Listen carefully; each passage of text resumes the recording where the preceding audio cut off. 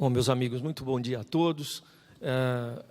O conselheiro Sidney Beraldo, ele representou para o Tribunal de Contas do Estado de São Paulo uma aquisição extraordinária, mercê da sua competência, da sua capacidade de trabalho, da sua articulação institucional. Sua Excelência dá a todos nós, diariamente, lições de como bem proceder na gestão pública. Vejam que sua exposição, tratando de um tema que nos era, até pouco tempo atrás, desconhecido, indica quanto o tribunal está no caminho certo, na medida em que um programa desenvolvido no âmbito da Organização das Nações Unidas encontrou tanto eco, tanta sinergia, tanta consonância com os objetivos que aqui estamos a levantar no índice de efetividade da gestão municipal. Não é por acaso que isso acontece. Significa que as instituições, ainda que separadamente, pensam da mesma maneira ou de forma bastante assemelhada e convergem para objetivos comuns. Este é efetivamente o trabalho do nosso futuro. E toda essa gama de contatos e informações que o conselheiro Sidney Beraldo desenvolveu ao longo da vida, nos permitiu chegar a este momento, de agora. Há pessoas que se destacam na sua atividade profissional, se destacam pela excelência, se destacam pela determinação, se destacam pela competência, pela persistência, por uma capacidade de trabalho que parece infinita. E essas pessoas são inspiradoras. Essas pessoas representam exemplos que todos nós admiramos e buscamos seguir. Mas, às vezes, elas são tão boas, elas são tão competentes, que essa admiração e essa demanda por saber como ela faz, como ela trabalha, o que a inspira, extravasa completamente o seu campo específico de atividade profissional. E este ser humano passa a ser requisitado pela sociedade brasileira, passa a ser requisitado pelos segmentos mais distintos de atividades que procuram beber nessa fonte tão importante ensinamentos para a sua vida profissional e para a sua vida pessoal. Eu acho que todos nós aqui, sem exceção, teremos daqui a pouquinho a oportunidade única de ouvir um brasileiro que orgulha o nosso país, um brasileiro que se dispôs a vir aqui, deixando as suas atividades, ele que mora em outra cidade, inclusive, para ficar conosco algum tempinho e propiciar a todos escutar as suas experiências, a sua visão de vida e de Brasil, que nos será tão cara, tenho certeza, ao longo da nossa continuidade de vida pessoal e profissional. Com imenso orgulho, com enorme satisfação, eu anuncio a todos Bernardo Rezende, o Bernardinho.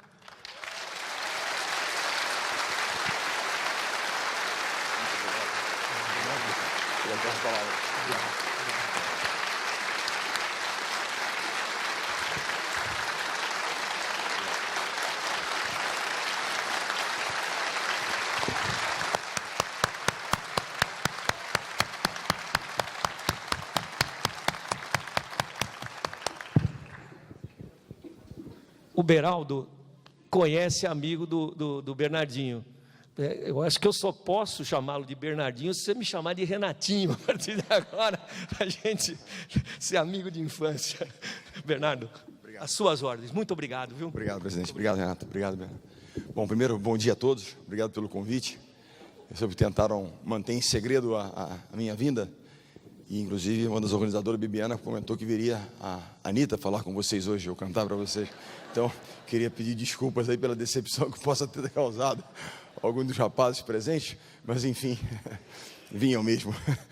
Primeiro, agradecer o convite, a oportunidade de conhecer duas pessoas do tribunal nesse encontro em Yale, e foi um encontro muito rico. E, assim, um admirador do trabalho que vocês fazem, como referência na área no Brasil. Eu que sou do Rio de Janeiro, certamente a situação lá não é das mais simples, né? Então, acho que é importante a gente poder compartilhar algumas experiências e falar de alguns, para mim, valores que são muito importantes na construção de uma caminhada, de uma trajetória, né? O presidente Renato estava falando aqui de algumas coisas de admiração, de extrapolar um pouco a atividade. Eu tenho um pouco de receio das expectativas, às vezes, que depõem sobre mim em algumas situações, porque eu não me sinto capaz de muitas coisas que as pessoas imaginam que eu seja capaz. Eu me vejo como um trabalhador, uma pessoa realmente que eu hoje tenho estudado muitas questões de Rio de Janeiro, de Brasil, para tentar de alguma forma colaborar no processo, Isso é uma questão, colaborar no processo, efetivamente. Ao longo da vida eu imaginei que eu estivesse colaborando de alguma forma, tentando dar o exemplo, de fazer bem feito, se dedicar, ganhar e perder e voltar e aprender, assumindo responsabilidade, não atribuindo a outrem responsabilidade de uma derrota, que são em grande parte minha, de certa forma tentando fazer da melhor maneira possível, para que com isso pudesse tocar e inspirar pessoas no seu dia a dia. Então era um pouco da minha missão também, e também tentar inspirar as pessoas à minha volta que trabalhavam comigo. Mas eu quero começar falando de um tema que para mim ele é fundamental. Eu não acredito em times ruins, eu acredito em lideranças ruins. Os times ruins dependem fundamentalmente, ou se tornam ruins, porque as lideranças são ruins. E o tema liderança é um tema assim, rico. É um tema inspirador, é um tema que nos faz refletir. Se hoje nós pensamos e nos angustiamos com a situação do nosso país, é porque há efetivamente uma lacuna bastante grande de lideranças. Se algumas instituições funcionam, é porque há líderes nessa instituição. E se outras não, é porque certamente há ausência de líderes. Quando eu paro e penso, eu não tenho um conhecimento técnico para falar da intervenção no Rio de Janeiro, mas certamente pela ausência de líderes hoje tomaram conta, estão lá para tomar conta da situação. Não estou aqui fazendo uma análise positiva ou negativa, mas a presença de líderes é fundamental para que o processo se dê. Eu, esse último semestre, tive a oportunidade de voltar à universidade. Na realidade, quando eu decidi deixar a seleção, eu queria voltar à universidade para estudar. E vim ao INSPER aqui em São Paulo, buscar alguns cursos que me interessavam. Eu sou egresso da PUC do Rio de Janeiro, eu sou um filho da PUC. Eu estudei, me formei em economia na PUC do Rio, tive grandes professores. E a minha vida é muito corrida e complicada, dar aulas, enfim, participar de um curso em São Paulo seria mais complicado, acabei voltando para a PUC e criamos uma matéria na área de empreendedorismo, porque eu acredito que o empreendedorismo junto com a educação são dois elementos fundamentais para a transformação do nosso país, o incentivo aos empreendedores, jovens empreendedores, a ideia era essa. E a matéria o curso chama-se Liderança Empreendedora, para que os jovens aprendam conceitos, práticas de liderança, para que como empreendedores liderem equipes, formem realmente equipes para que possam ter sucesso nas suas atividades, nas suas iniciativas. Então, liderança. E eu pergunto aos jovens, sempre quando eu comecei o curso, eu fazia uma provocação com o jovem perguntando que atributos, que características, que qualidades e tal, uma pessoa tem que ter para que nós vejamos, para que nós a consideremos um líder. Não, essa pessoa realmente é o nosso líder, nos inspira, mostra o caminho. Então, que atributos uma pessoa tem que ter? Essa é a provocação inicial. Que atributos? Vamos lá, pessoal, participem. Cantem comigo, Anitta, vai, canta. A participação do palco é importante. Oi? Honestidade. Já começou matando ali, um pilar na veia. Empatia. Iniciativa. Perdão? Conhecimento técnico. Conhecimento. Saber ouvir? Perfeito. Capacidade de sonhar. Epa. Sonho grande, sempre. Capacidade de sonhar. Construir uma visão. Coragem. Vamos lá. Tudo isso é importante. Tudo começa com uma visão, com um propósito. Saber ouvir para que eu possa criar empatia. Se eu não ouço, que empatia vai existir? Que comunicação verdadeira se você não ouve, apenas fala. Diz a sua verdade. Capacidade técnica, como é que eu vou ligar? Eu não tenho conhecimento devido da área. e assim nós vamos. A coragem de fazer aquilo que é certo, porque ao líder não cabe fazer o que é conveniente, mas sim aquilo que é certo. E o que é certo nem sempre é popular, o que é certo nem sempre é fácil. Não é verdade? Mas a primeira observação ela foi importante porque honestidade. Porque o pilar sobre o qual se constrói o processo de liderança tem a ver com valores éticos e morais. Porque ele pode ser muito capaz, ele pode ter um sonho grande, ele pode ter uma visão importante, mas se nós duvidarmos da forma como ele faz, pois não é muito correto em algumas situações. Olha, aqui ele foi, como é que se diz, ele, enfim, feriu algumas questões. Nós não vamos ter confiança. E a base da relação é a confiança, e ela está. E se nós hoje nos lamentamos, é porque nós vemos efetivamente que nós nos tornamos um pouco o país das transgressões. Eu posso falar que eu sou de um estado onde o Brasil chegou no fundo do poço, acharam um alçapão no fundo do poço e o rio abriu o alçapão. Para o nosso desespero. Não é verdade? Temos que sair de lá, mas tudo passa por aqui. Há um grande professor, já falecido, um grande inspirador, conhecido como o pai da administração moderna, chamado Peter Drucker. Peter Drucker dizia o seguinte: que em qualquer instituição de qualquer natureza, seja um time, seja uma instituição como o Tribunal de Contas, seja um estado, seja um país, seja uma empresa, 3 coisas acontecem naturalmente, espontaneamente, sem ninguém precisar fazer força. Atritos podem acontecer entre as pessoas, e acontecem. Confusão, quando não há um norte correto, você não sabe qual é a sua atribuição, a confusão está instaurada. E queda de desempenho. A gente mede o desempenho, ele não é adequado, os resultados não aparecem. Por quê? Pela ausência de liderança. Porque para todo o resto, nós precisamos de lideranças. Para que a gente tenha um bom desempenho, para que a gente tenha valores corretos, para que a gente possa demonstrar, não haja confusão, porque a gente sabe qual é a linha que nós vamos fazer e tal. Então, para todo o resto é necessário liderança. Gestores fazem procedimentos corretos e tal, são eficientes. Mas líderes fazem a coisa certa. Líderes fazem a coisa certa. E quando não adianta a gente falar só em desempenho e tal, há uma série de questões que eu quero aqui poder, enfim, conversar com vocês sobre esse tema que é tão importante para que a gente possa realmente seguir tendo êxito como vocês são referência, porque as lideranças fazem com que a gente se torne aquilo que a gente está se tornando e construindo e crescendo, e não dormindo sobre os louros do passado, porque o sucesso do passado só garante uma coisa a vocês: se tornar a referência de vocês, se espera que sejam sempre a referência. Se ganharam um ouro no passado, de vocês se espera um novo ouro. As expectativas que recaem sobre vocês como um órgão de referência nacional só traz maiores responsabilidades. Nenhum bônus virá daí, apenas responsabilidades crescentes. Um líder, ele bate metas porque ele tem capacidade, porque ele inspira as pessoas, com o seu time, porque ele tem um time, senão ele é um jogador apenas, fazendo a coisa certa. Essa é a essência do líder. Para criar empatia, saber ouvir. Porque se eu não ouço, como é que eu vou me comunicar efetivamente? E há uma frase muito interessante que eu quero as notícias boas rapidamente, mas as notícias ruins mais rapidamente ainda. E eu sou daqueles paranoicos, estou sempre em busca de uma notícia ruim para tentar consertar. Eu tenho um livro de cabeceira chamado Only the Paranoics Survive, apenas os paranoicos sobrevivem, que eu estou sempre lidando com uma jogadora contundida, é uma questão que eu tenho que resolver e lidar com aquilo ali, Então, saber ouvir, ser exemplo. Um líder que não é um exemplo, que liderar pelo exemplo. Que outra forma existe? Eu vou dizer coisas maravilhosas, vou mudar, mas se não for um exemplo, a gente vê hoje que a ausência de exemplos é algo realmente muito preocupante. Cumprir o que promete. Não prometam aquilo que não podem cumprir. E eu vou citar um exemplo para vocês, de um pensador moderno, um desses jovens pensadores que hoje encantam o mundo. Vocês devem ter ouvido falar do Simon Sinek. Quem ouviu falar de Simon Sinek? Tem livros, Tudo Começa por uma Causa, que tem uma palestra chamada Golden Circle. Não é o que nós fazemos, nem como nós fazemos. O que nós fazemos? Ok, isso é a nossa atribuição. Como? Quais são os nossos processos? Mas o porquê nós fazemos? Qual é a nossa causa, o propósito? O que nós queremos fazer? Isso é o que move, segundo o Simon Sinek, e realmente a palavra propósito está muito forte, cada vez mais forte, porque realmente é o que nos move.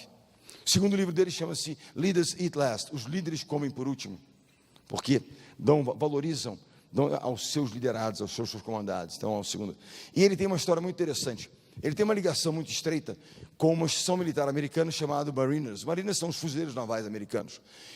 Na minha concepção e leitura das Forças Armadas Americanas, eles são a segunda tropa de elite. A primeira tropa são os Navy SEALs, a segunda os Mariners. É apenas a minha consideração pessoal. E ele então foi visitar uma unidade dos Mariners, onde jovens estão treinando, se capacitando para se tornar líderes de unidades. E ao chegar àquela unidade, ele tinha uma reunião marcada às 3 horas da tarde com os oficiais, comandantes, e eles estão atrasados. 15h30, e eles não se apresentam, e ele ali esperando. E ele começou a achar estranho, porque o atraso numa instituição militar é uma falta grave. 15h45, chegam os oficiais, se desculpam pelo atraso, dizendo que estavam enfrentando um problema muito sério na instituição. Estavam a ponto de expulsar um jovem mariner das suas fileiras. E aquilo impressiona o professor Simon Sinek. Fala, poxa, que de tão grave esse jovem fez, que está chegando no momento, né, para se tornar comandante e está correndo o risco de ser expulso. E eles então dizem, ele estava num posto de observação, de vigilância, e na madrugada ele adormeceu. Poxa, mas vai expulsar o cara porque ela dormiu de madrugada? Devia estar cansado, de tanto treinamento e tal. Não foi porque ele dormiu que nós estamos pensando em expulsá-lo. Porque outros dormiram e foram punidos, mas não com a expulsão. A nossa questão em relação a expulsá-lo é porque ao ser confrontado se ele havia dormido, perguntado, ele mente, dizendo que não havia dormido. Pela segunda vez o pressionamos, ele insiste na mentira, dizendo que não havia dormido. Até que, por provas que nós tínhamos, tem como medir, saber e tal, nós vimos que ele havia perdido o sentido e dormido. Então, diante das provas, ele então admite que havia dormido. Como é que nós podemos promover e elevá-lo a uma condição de liderança, quando nós não temos convicção de que aquilo que sai da boca dele seja verdade? Portanto, será que ele vai cumprir o que ele promete? Ele é exemplo sem dizer aquilo que realmente é a verdade? E essa é a dúvida que eles suscitam em relação a torná-lo um líder. Quero falar de um outro líder. Alguns de vocês ouviram falar de um almirante McRaven? Quem conhece McRaven? Então, eu vou aconselhar um pequeno livro para vocês. E é simples, mas gostoso de ler. São experiências. McRaven foi o comandante dos Navy SEALs por muito tempo. Ele foi o maior assessor do presidente Obama no quesito terrorismo. É um grupamento, uma tropa, uma pequena tropa de McRaven, quem executa o antigo inimigo mortal dos Estados Unidos e do mundo ocidental, o terrorista Osama Bin Laden. É de McRaven a turma. E ele então, eu estou até pensando, dizem, não sei se vocês conhecem um pouco dos Navy SEALs. Navy SEALs é uma tropa de elite que, segundo o folclore reza, eles são capazes, há uma missão impossível, convoque um Navy SEAL que iria tornar possível. Estou pensando em convocar 1000 Navy SEAls para tentar resolver a situação do Rio de Janeiro. Não sei se serão suficientes 1000, mas enfim. Né? Vocês são bons mesmo? Venham, resolvam. A questão é Navy SEAL. E ele então, ele conta o seguinte, eu tive a oportunidade de conhecê-lo num evento que eu fui aos Estados Unidos em 2014, sobre liderança. Eram 3.000 pessoas, eu era senha número 2.999, eu ficava lá na última cadeira, lá, sem direito a perguntas. Mas tive a oportunidade de encontrar com o almirante McRaven, troquei 2 palavras com ele, 3, how are you, e ficou por isso aí mesmo, porque tinha muita gente importante querendo falar com ele, mas enfim, e a segurança foi me expulsando. Mas o fato é que eu queria conversar um pouco com ele. Mas o nome do livro dele é o seguinte, foi traduzido em português, se você quer mudar o mundo, comece arrumando a sua cama. Esse é o nível dele. Mas eu quero falar das lições de McRaven. Ele fala de 10 lições que a gente pode aqui refletir sobre elas. Eu quero falar da minha experiência, do meu dia a dia, para a gente poder pensar um pouco no nosso dia a dia. Ele fala o seguinte, quando ele estava treinando para se tornar um Navy SEAL, ele teve as 10 maiores lições como jovem que ele poderia ter tido. E ele usa aquelas 10 lições até hoje para dar sentido, enfim, orientar a sua caminhada, o seu dia a dia. Todo jovem, primeira lição, todo jovem Navy SEAL é acordado diariamente às 5 da manhã. Às 5 da manhã eles são despertados pelos seus instrutores, se perfilam, se uniformizam, e a primeira missão do dia, a primeira tarefa do dia do jovem Navy SEAL, arrumar a cama. Mas não é arrumar a cama do tipo, eu vou ali, dou uma esticadinha, dou um H na minha esposa, na minha mãe e tal. Não, é arrumar a cama tipo hotel 5 estrelas. Já ficaram num bom hotel? Vai tentar tirar a coberta, até difícil tirar, que ela fica tão amarrada, né? Mas enfim, até o teste da moeda. Conhece o teste da moeda? O teste da moeda é o seguinte, você estica o lençol, bem esticado, e solta a moeda. Se a moeda não quicar, é que não está bem esticado. Porque ela tem alguma saliência. E a questão é, ele soltava a moeda, não quicou, colchão para o alto e de novo. E de novo, não está perfeitamente arrumada, colchão para o alto e de novo. E aquilo se repetia, e os instrutores pressionando os jovens Navy SEALs. Aquilo incomodava o jovem McRaven, que não via nenhum sentido em arrumar a cama perfeitamente diariamente, já que ele estava treinando para se tornar um combatente. Ele ia dormir nas montanhas do Afeganistão, nos desertos da África, não ia encontrar cama para dormir, fato. E aquilo se repetia. E ele começou a perceber que aquela primeira lição que os instrutores queriam passar aos jovens Navy SEAL, a lição de disciplina, desenvolver hábitos de excelência. Se você não for capaz de realizar aquelas pequenas tarefas do céu. O que será das grandes tarefas? Essa era a primeira lição do Navy SEAL. E essa lição me remete a um outro valor importante da humildade. Ninguém é tão grande que não possa e não deva realizar aquelas que parecem pequenas atribuições do seu dia a dia, do seu time, da sua instituição. Esse valor da humildade me remete a uma outra instituição que tem princípios de liderança muito fortes, chamados All Blacks. Já ouviram falar dos All Blacks? Os All Blacks são a seleção de rugby da Nova Zelândia. Há um livro chamado O Legado, que fala de 15 princípios de liderança dos All Blacks. Mas os All Blacks, inclusive, se auto-intitulam como uma seleção mais vitoriosa do esporte mundial. Há uma certa controvérsia, por um período nós fomos mais vitoriosos do que eles, percentualmente falando. Mas eles são muito grandes e fortes, portanto, deixa eles achar que não dá para brigar com os caras são realmente muito grandes. Então, deixa eles achar que são eles os mais vitoriosos. Mas o fato é que o maior orgulho de um jovem neozelandês, que eles chamam de um jovem kiwi, quando se torna um jovem adulto, é se tornar um All Black. Não há conquista pessoal maior do que ser um All Black. É o time de orgulho, né? É o grande orgulho nacional da Nova Zelândia. E qual é a missão de um jovem All Black? Ele recebe a camisa da seleção, e emocionado. E ele tem a seguinte missão: anos depois, quando ele deixar a seleção, ele tem que deixar aquela camisa num ponto superior a que ele recebeu. Essa é a missão maior do Navy. Ou seja, elevar a qualidade daquela instituição e levar aquela camisa e deixá-la num ponto superior. Mas vamos voltar à questão da humildade. É uma história muito interessante dos All Blacks. O jogo de rugby é um jogo de contato, suor, sangue e tal, grama, lama, porque eles jogam na lama, na grama e tal, chuva e tal. Quando termina a partida, eles vão para o vestiário fica literalmente uma lama. Ninguém limpa o vestiário dos All Blacks. Os All Blacks limpam o próprio vestiário. Ninguém é tão grande que não possa e não deva realizar aquelas que parecem pequenas atribuições relativas ao seu time. Humildade, sobre a qual se constrói. Portanto, disciplina, humildade como valores importantes na primeira missão de Mark Raven. Segunda lição de Mark Raven: quem aqui nunca teve a seguinte sensação: poxa, a vida não é justa, me preparei tanto, puxa, fiz tudo certinho, mas não deu certo, puxa, não bati a meta, não entreguei, não consegui concluir, não... Quem aqui nunca teve essa sensação de que a vida em algum momento não foi muito justa? Alguém já sentiu? Todos nós já sentimos em algum momento, não é verdade? Todo jovem Navy SEAL é testado diariamente. Tem provas físicas, natação, corrida, e tem provas teóricas, cognitivas, eles têm que, né? E eles têm que entregar notas, metas, permanentemente. Caso contrário, não entregou, ele é punido. E ele dizia que por melhor que ele tivesse feito, os instrutores sempre achavam algum momento para dizer que ele havia falhado. E aquilo incomodava, porque ele tinha convicção de que ele havia feito corretamente, entregado no tempo correto, mas o instrutor disse: não, você falhou. Então eles eram punidos. E a punição que ele mais odiava é o que eles chamavam de sugar donuts. Sabe o que é um donut, né? Aquele meio bolinho, meio biscoito. Sugar porque ele tem um açúcar na superfície. O que era a punição sugar donuts? O jovem, quando não entregava a meta, quando não fazia, né, segundo eles, não atingia o objetivo correto, ele, uniformizado, o centro de treinamento dos Navy SEALs fica no litoral, há uma praia, ele mergulhava no mar e vinha rolando na areia, uniformizado.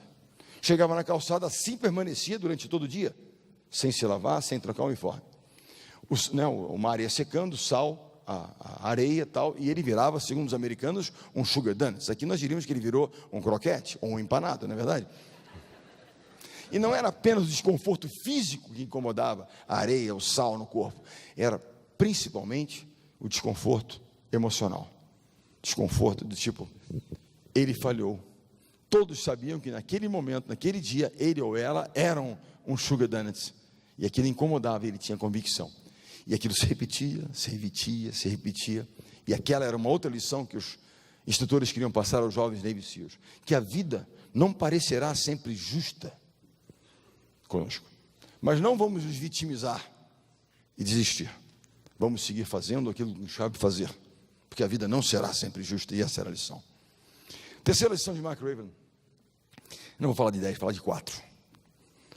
Muitas vezes nós medimos as pessoas pela sua capacidade. Por exemplo, no esporte, o cara é alto, o cara é forte, né? Esse cara é bom, o cara é grandão, o cara salta bem, fortão, tal, pá. Ok, é um elemento. Pô, os caras têm uma capacidade técnica incrível, tal, conhece tudo aqui, tal, ótimo. Há um caso muito interessante. Alguém gosta de futebol americano? Já ouviram falar de um cara chamado Tom Brady? Para quem não conhece Tom Brady, eu vou contextualizar. Ele é o marido da Gisele Bündchen, portanto todos conhecem agora. Eu estudo muito Tom Brady, sabe por quê? Ele se tornou o maior vitorioso do esporte, do futebol americano. O maior vitorioso se tornou. E além de tudo casou com a Gisele Bündchen. Ou seja, o cara tem um bom segredo, né? É bom que a gente tente entender qual é o segredo de tanto sucesso, né? Mas eu vou falar um pouquinho de Tom Brady, porque é o seguinte: ele, quando jovem, universitário, não era tido como um super talento. Existe um processo chamado draft. Draft é a grande peneira, digamos assim, de seleção dos atletas universitários que se tornarão profissionais. Você tem 6 ou 7 rounds, onde em torno de 200 e poucos atletas são escolhidos. Ele foi escolhido número 199. Como é possível que uma instituição que move bilhões de dólares com tanta tecnologia como o futebol americano tenha deixado escapar um talento tão grande como o de Tom Brady? E quase não o escolheram. 199 foi 6º round. Há um pequeno vídeo na internet, mas eu tenho um livro sobre ele chamado Prove Them Wrong. Prove que eles estão errados. E segundo um rival dele, que nunca jogou com ele, mas contra ele, disseram o seguinte: mediram Tom Brady de fora para dentro, se ele era rápido, se ele era forte, se ele era preciso. Esqueceram de medir de dentro para fora. Qual era o tamanho do coração dele? Qual era o espírito dele? E eu falo isso em relação, pensando muito, avaliando a questão do servidor público. Não é verdade? Se fala assim das vossas excelências. Toda vossa excelência é um servidor público. Vossa excelência devia ser nosso cliente, na população, que é quem paga o nosso salário, para quem nós estamos para servir. O fato é que eu penso nisso. Será que apenas um conhecimento técnico num concurso é suficiente para que ele se torne um grande funcionário público, um servidor? Se ele não tiver o espírito, qual é o coração dele? É o espírito do servidor? E o rival do Tom Brady diz isso: esqueceram de medir Tom Brady de dentro para fora. Qual era o tamanho do coração dele? O que ele estava disposto efetivamente a dar, a se doar, a fazer em busca do sucesso do seu time? E esse é o grande diferencial daquele grande atleta. E serve como referência para que a gente pense a respeito da escolha das pessoas. Não adianta apenas uma capacidade técnica se ele não tem o espírito do servidor, da responsabilidade da coisa pública. Para que a gente reflita, não estou aqui, me leva à reflexão e eu quero convidá-los à reflexão. Porque a gente tem que refletir sobre novas formas de fazer, para que a gente possa melhorar cada vez mais a qualidade do serviço prestado pelas instituições que servem à população. Então eu digo sempre isso, os Navy Seals diziam: não meçam as pessoas pelo tamanho dos seus pés de pato, porque eles usam pés de pato para nadar, mas sim pelo tamanho dos seus corações. Quarta e última lição que eu quero falar com vocês. Para vocês terem noção da dureza, da dificuldade para se tornar um Navy SEAL, dos 160 jovens que se alistam na tropa de McRaven, na turma de McRaven, apenas 30 e poucos concluem o curso. 130 praticamente pedem para sair, desistem de se tornar Navy SEALs. Tal a dureza, a dificuldade, né? Nível de exigência do curso para se tornar um Navy SEAL. São treinamentos sobre-humanos, desumanos, literalmente. E como é que você pede para sair? Como é que você desiste? Há um pátio central, onde há um sino. Você vai lá e toca 3 vezes o sino, e você coloca o seu capacete, seu boné, e você pediu para sair, você se desliga. Vocês perguntaram qual foi o jogo mais tenso que eu já dirigi na minha carreira. Eu não tenho jogos tensos, eu sou um cara muito tranquilo, nunca fico tenso, portanto, certo. Não tem tensão nenhuma envolvida nisso. Ó, fleuma quase britânica. Mas o fato é, o jogo mais tenso que eu dirigi em seleções, ok? 23 anos em seleções, o jogo mais tenso, para quem acompanha a Olimpíada do Rio, foi o jogo contra a França, na Olimpíada do Rio de Janeiro. Era o último jogo da chave, não era para ser o mata-mata, se tornou um mata-mata em função de derrotas que nós tínhamos tido, e eles também tinham tido. Quem perdesse aquela partida, voltaria para casa em 9º lugar. Quem ganhasse, continuaria lutando pelo direito de brigar por uma medalha. Vocês acham que se eu tivesse acabado a Olimpíada em 9º lugar, eu estaria falando com vocês aqui hoje? Eu sou do Rio de Janeiro, né? Tem ali o Cristo Redentor, não, o Corcovado, Cristo Redentor. Eu estaria crucificado pertinho. Aqui já é Bernardinho, porque os caras iam me crucificar. E a história é a seguinte: quando o jovem não consegue mais, ele vai lá e toca 3 vezes o sino. Na véspera do jogo contra a França, aquela tensão danada, eu querendo quebrar um pouquinho, tinha contado de McRaven para os rapazes algumas histórias. E então disse aos jogadores: olha, ontem eu fui ao Maracanãzinho, onde nós jogávamos, e tinha um sino enorme no nosso vestiário, mandei tirar o sino e esconder, portanto não tem sino para tocar amanhã, se virem. A ideia é que nós íamos lutar até o fim sem tocar o sino. Então essa era um pouco da ideia daquele fatídico dia, fatídico jogo, que acabamos tendo uma vitória, mas olha, quanta atenção. O fato é que McRaven dizia o seguinte: todos nós vamos encontrar sinos na nossa caminhada. Quem nunca pensou em desistir em algum momento, em alguma situação? Pô, não vai dar. Vou desistir porque eu não vou conseguir. Quem nunca pensou? Pode ter desistido ou não, mas quem nunca teve esse impasse diante de um sino? E Mark Raven disse o seguinte: nunca toquem o sino, porque se tocarem vão se arrepender em algum momento. E essa era a máxima e a 10ª lição de Mark Raven: resiliência, resistir. Vamos falar um pouquinho mais sobre lideranças. Liderança tem nada a ver com origem social. Aqui tem 2 rapazes de origens totalmente diversas, que se transformaram em 2 líderes da última geração, das gerações. 2 líderes, que tem a ver com seus valores, com o exemplo que eles dão no dia a dia. Porque fundamentalmente o líder é o guardião de valores. Eu posso ter um chefe, uma autoridade, mas se eu não acreditar nos valores, ele não é um líder. O líder é o guardião de valores. O líder não tem que ser perfeito, porque ninguém é. Ele tem que ser apenas aquilo que ele diz que ele é. E eu quero contar a história de um desses líderes, que é uma história interessante, que é a história desse rapaz. Esse menino nasceu aqui em São Paulo, na periferia de São Paulo, em Pirituba, filho de Pirituba, da dona Dadá, uma figura fantástica, etc. Tal. Esse rapaz, quando as pessoas perguntam sobre motivação, o que motiva as pessoas, há tantas teorias de motivação hoje em dia, eu quero ir à essência da motivação. Os 2 pilares de motivação essenciais na vida humana. 2 são os pilares. Primeiro, a necessidade. Estou errado? Quantas pessoas vencem, têm êxito porque precisam. Isso é para qualquer coisa. A necessidade é o primeiro pilar de motivação. Segundo pilar de motivação, não é porque eu preciso, é porque eu amo o que eu faço. Paixão. Necessidade e paixão. Esses são os pilares verdadeiros da motivação. Depois você tem outros elementos que vão, mas os pilares verdadeiros são esses. Esse rapaz vence pela necessidade. Transforma a sua vida através do esporte. Ele acabou de escrever um livro, tem um ano, chamado Degrau por Degrau. Eu escrevi um texto no livro dele, e disse a ele que só compraria um livro depois de ganhar um de presente. É justo, escrevi algo no livro dele. Ele não me deu ainda, eu não comprei nada ainda. Mão de vaca danada, um volumezinho não me deu. Mas a minha ideia, no estado do Rio de Janeiro, são 1.300 escolas estaduais, ensino médio. É levar a cada escola ao menos um livro para que os rapazes leiam, para ver que é possível.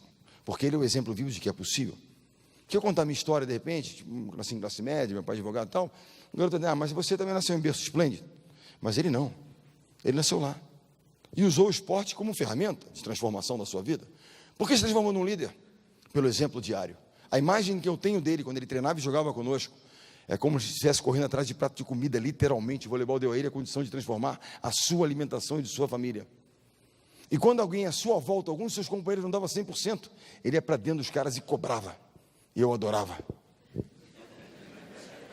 Essa é a minha essência, cobrar, né? Ele dividia comigo. O que é a cobrança, né? Muitas vezes os jovens, né, resistem um pouco, se incomodam com um nível de cobrança elevado, não é verdade? Cobrança nada mais é do que o reconhecimento da sua capacidade de realização. Vocês têm equipe sob seu comando, você vai cobrar de alguém que não tem capacidade? É desperdício de tempo, de energia. Portanto, a cobrança é o reconhecimento da sua capacidade. Vamos cobrar sim. E ele cobrava, e ele cobrava, e ele cobrava. E dava 100%, por isso se transformou num líder. Olha que interessante, ele venceu pelo pilar da motivação, se transformou num líder pelo exemplo. Qual é a atribuição dele? Ele é um líbero, certo? Líbero não faz pontos, líbero é back-office, é suporte. Ele foi eleito o melhor jogador do mundo em 2009 e 2016. A valorização de todas as funções dentro do time.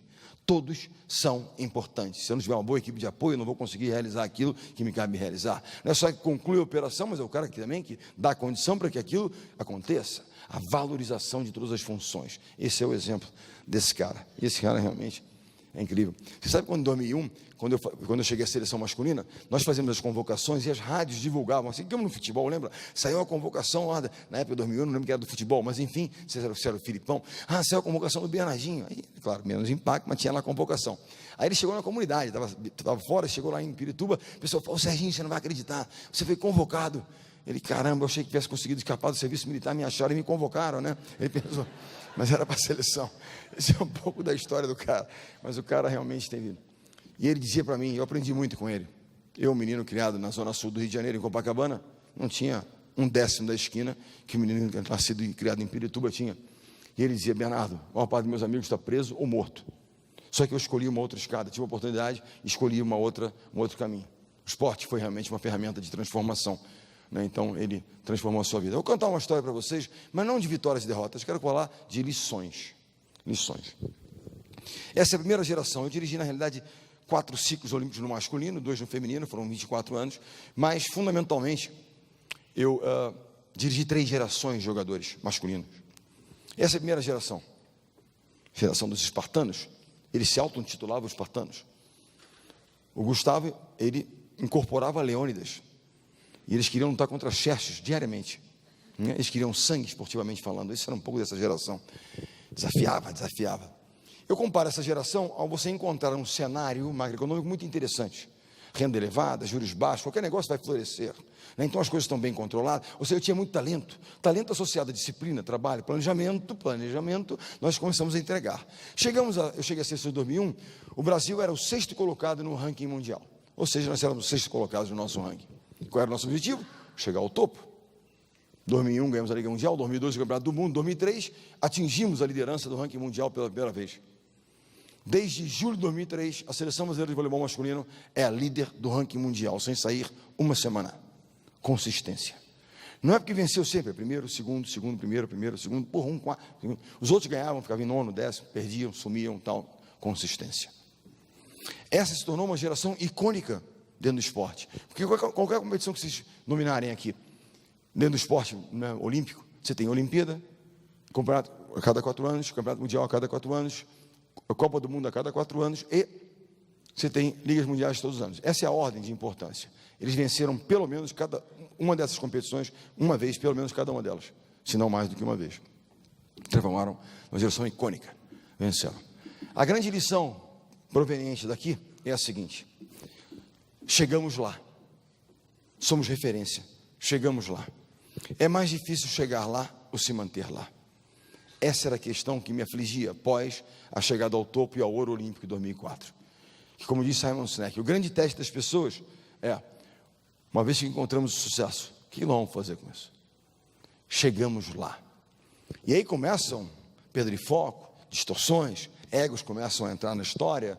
Nós temos uma atividade de visibilidade, portanto, né, a imprensa, a mídia começa a dar uma divulgação, que, na minha opinião, muitas vezes errônea, e que geram armadilhas, que eu chamo de armadilhas do sucesso, né? E 4 anos depois, isso aqui é um parente próximo da equipe faleceu, fomos entregar carros vermelhos, levar o túmulo da pessoa amada.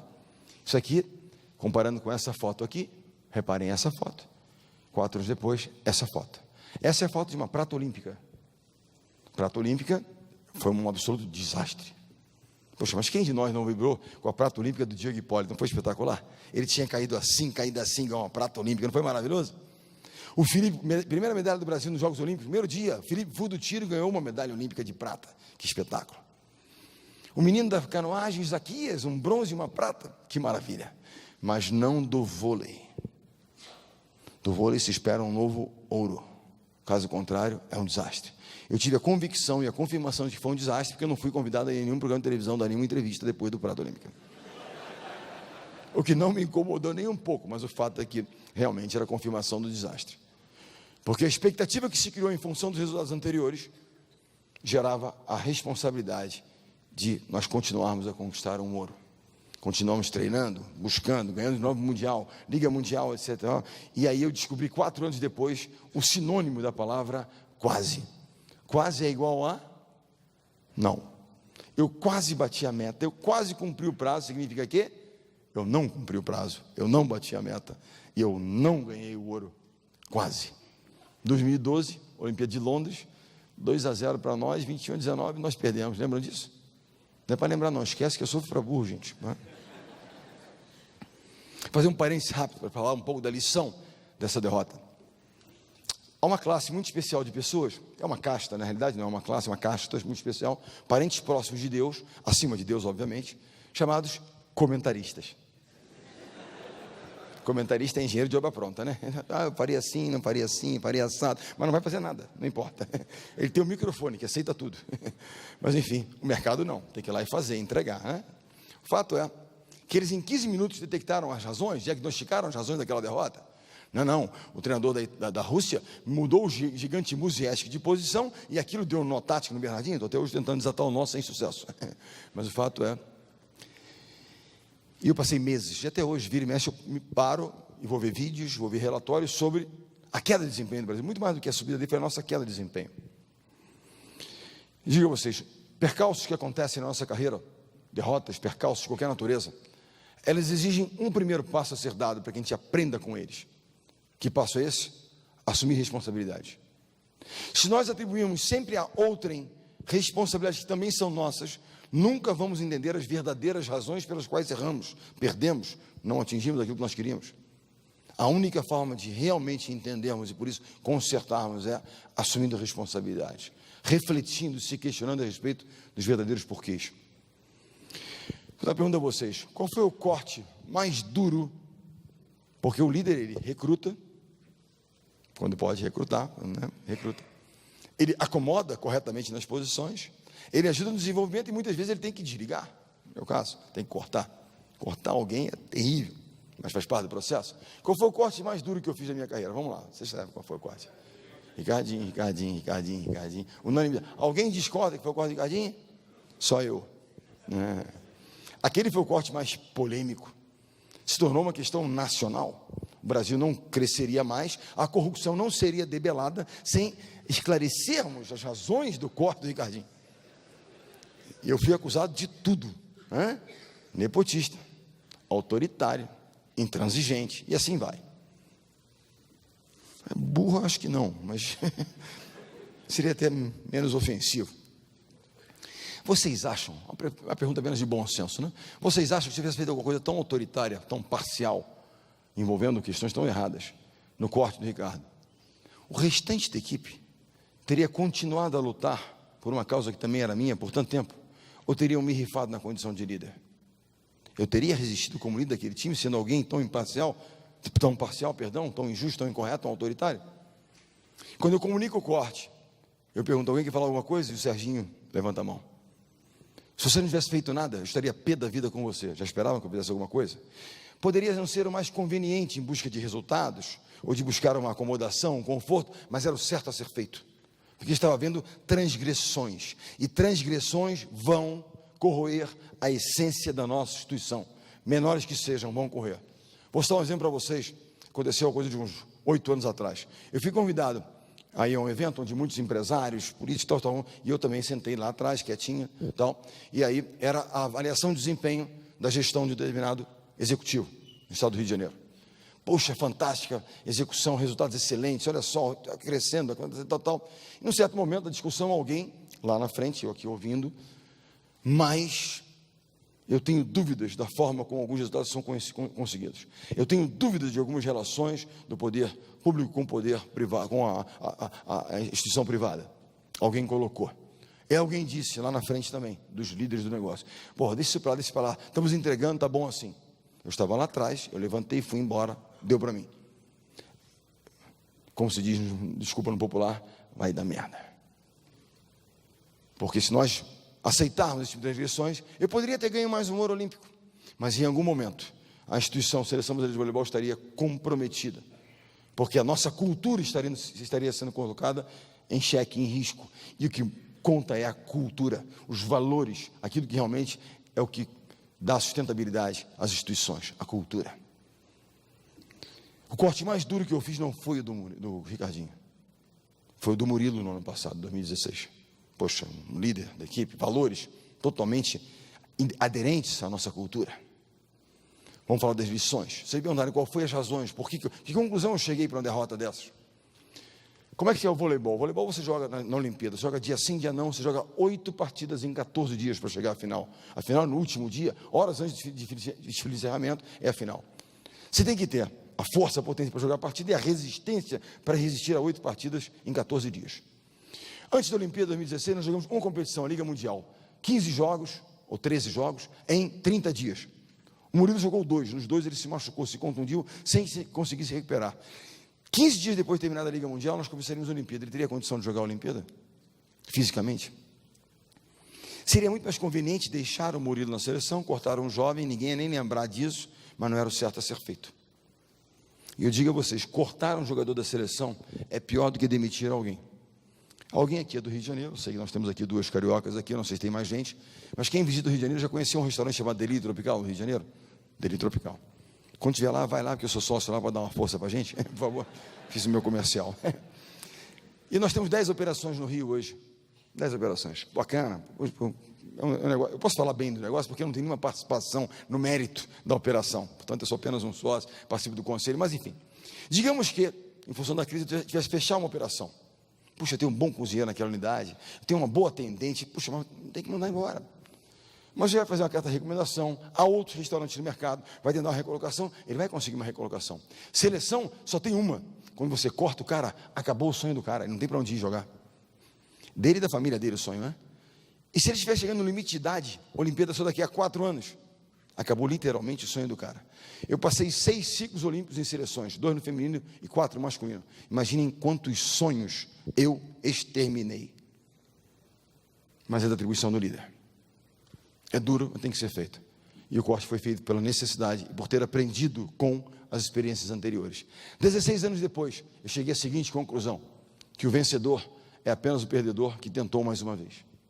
Não tocou o sino, aprendeu com os percalços do passado, assumiu responsabilidade. E talvez num cenário menos propício, com uma geração que não é ruim, por favor, é uma ótima geração, mas comparada à primeira, não tinha tanto talento, não era a favorita, no ambiente de mais pressão, que era ganhar uma Olimpíada em casa, sob pressão, depois de 2 derrotas na fase inicial, a resiliência desse grupo e ser um time antes de qualquer coisa, levou essa equipe a uma vitória, meio que, quase que improvável, mas realmente, não, emocionante.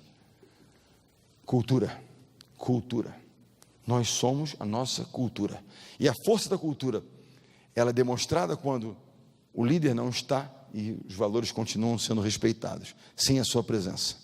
Essa é a cultura que realmente faz com que a coisa aconteça. Me perguntam muito sobre sucesso, tal, qual é o segredo do sucesso? É claro que o talento tem alguma componente nessa história, alguma, mas não tanta quanto, né, se refere a isso. Há um livro muito interessante chamado Garra, Grit, é um estudo de uma pesquisadora que fala sobre a componente determinação, componente garra das pessoas, né, na obtenção dos seus objetivos, na realização dos seus sonhos. Mas eu tenho para mim que o sucesso tem a ver, né, o êxito das coisas tem a ver com uma combinação, um binômio de algum tipo de talento, alguma dose de talento e muita determinação, obstinação, capacidade de superação. Quem vocês conhecem sem esse atributo que consegue realmente um sucesso duradouro? Não é uma coisa efêmera, um talento, o cara vai lá e ganha uma partida e aquilo, né, mas ao longo do tempo, há de haver determinação, obstinação. Quando eu encontro alguém extremamente talentoso, extremamente determinado, vou me deparar com ícones de qualquer área, Michael Jordan, Michael Schumacher, Ayrton Senna, Pelé, Robert Scheid, Torben Grael, determinados, ao extremo, talentosos, ícones. E quando eu encontro alguém muito talentoso e zero determinação, vou me deparar com o quê? Frustração. Quantos jovens vocês já conheceram, muito talentosos, sem a determinação, a obstinação necessária, que se perderam, não desenvolveram, realizaram o seu potencial, o que é muito frustrante. Eu fui dar uma palestra uma vez numa empresa, trabalho na área de chocolate. Eu descobri que as Olimpíadas de chocolateiros são a Páscoa. Se você fizer uma boa Páscoa, você ganha a medalha de ouro olímpica, porque você faz o ano, vende chocolate para burro. E eu fui lá numa convenção de vendas. Convenção de vendas é reco-reco, chocalho, aquela coisa toda, 900 pessoas. E fiz a seguinte pergunta: quando você encontra alguém muito talentoso e zero determinação, vai se deparar com o quê? Aí alguém lá atrás, Adriano. Eu fiquei pensando.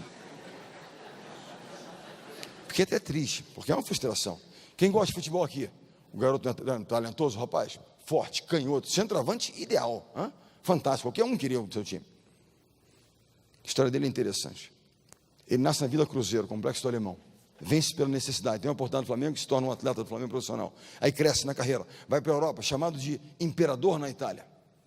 Num certo momento, a necessidade, ela é saciada, não havia mais necessidade. Qual era o pilar de motivação que movia aquele jovem? Acabou a motivação. Infelizmente, nos frustrou, que poderia ter feito muito mais. E eu falo isso com tristeza, com decepção. Gostaria de ter sido técnico dele para tentar de alguma forma tirar um pouco mais daquele jovem talento, que acabou não estando. E há muitos exemplos dessa natureza, isso é apenas uma situação que aconteceu, e realmente é isso. Agora, talento e determinação envoltos em motivação. E é um estudo muito interessante. Há um artigo chamado What It Takes to Be Great. O que é necessário para se tornar grande? Pessoas de sucesso, o que esses caras têm em comum? Sociólogos ingleses começam a estudar as pessoas de sucesso das mais diversas áreas. Meses de estudo, etc., chegou à seguinte e singela conclusão: o que esses caras têm em comum é a capacidade de trabalhar duro, determinação, na busca de um objetivo claro, foco. Determinação e foco fazem dessas pessoas pessoas excepcionais. E dizem ainda que todos eles respeitam uma regra, chamada regra dos 10 anos ou das 10.000 horas. Ninguém com menos de 10 anos, 10 mil horas de preparação se torna excepcional naquilo que faz. Não é que não sejam bons, né? Excepcionais. Eu descobri que os jovens não gostam dessa teoria. Vim dar uma palestra aqui em São Paulo, um curso de pós-graduação, e lá chegando trouxe a teoria, por um motivo, era um debate. Eu falei da teoria dos 10 anos, 10 mil horas, e um jovem disse: não, professor, eu discordo, porque eu estou fazendo aqui um MBA, e vou voltar para a empresa do meu pai, vou transformar a empresa do meu pai. Eu falei: eu tenho certeza, vai falir, o que é uma transformação, né? Muito entusiasmo e pouca experiência, a chance é grande, né? E aí, então, mas eu gostaria de combater, enfim, a sua teoria. Eu falei: pode combater à vontade, que não é minha, portanto, eu trouxe apenas a teoria. Mas, enfim, ele disse assim: como é que o senhor explica, então, o grande campeão de golfe, o Tiger Woods, que aos 15 anos de idade já ganhava torneios, como é que você explica isso? Eu falei: muito simples, com quantos anos você acha que o Tiger Woods começou a taquear a bolinha? Provavelmente, quando desceu do berço, ficou em pé, o pai deu a ele um taco, né? Se é que no berço ele não tinha um taquinho pendurado ali. Alguém tem dúvida disso? Há pouco tempo atrás faleceu um senhor chamado Bob Fischer, ex-campeão mundial de xadrez. Há até um filme recente sobre ele. Ele, aos 16 anos de idade, desafiava os grandes mestres soviéticos de xadrez. Com quantos anos ele se debruçou pela primeira vez sobre o xadrez? 5 anos de idade. Todos tinham 10 anos de preparação. Preparação significa o desenvolvimento da sua capacidade de realização. Treinamento, estudo, preparação. Esse realmente é o segredo da história. Agora, falar um pouquinho ainda sobre time. Michael Jordan, que é um dos ícones do esporte mundial, ele diz o seguinte, é uma frase que eu brigo a lapidar: eu posso até ganhar uma partida, mas jamais ganharei um campeonato. Eu posso até aqui, uma determinada operação eu vou lá, eu praticamente sozinho eu faço, mas para bater a grande meta, os grandes resultados que nós queremos atingir, nós vamos precisar de um time. O que é um time? Um time é formado por pessoas que compartilham valores, que têm metas e objetivos em comum. Mas tão importante quanto isso, um time é formado por pessoas que têm a consciência de que só vão atingir as grandes metas e vencer os grandes campeonatos com a participação de todos, mesmo daqueles que possam parecer menos importantes. Não há sempre alguém na operação que a gente acha que é menos importante. Não precisa falar alto não, apenas pensem. Eu sou do voleibol, um esporte coletivo, certo? Quem é menos importante no esporte coletivo? O reserva. Fosse mais importante, seria titular. Eu fiquei tanto tempo no banco de reserva na minha carreira, que eu desenvolvi várias teorias para valorizar a minha posição. Por que o reserva é menos importante? Quando é que ele entra para atuar? Imagina a seguinte situação, vocês vão lembrar, alguns de vocês vão, os meninos não, que eles são muito jovens, os rapazes vão lembrar. Quando eu jogava, os sets eram de 15 pontos, lembra? 15 pontos. Tinha até a tal de falecida vantagem, lembra? Vantagem para lá, vantagem, ninguém fazia ponto.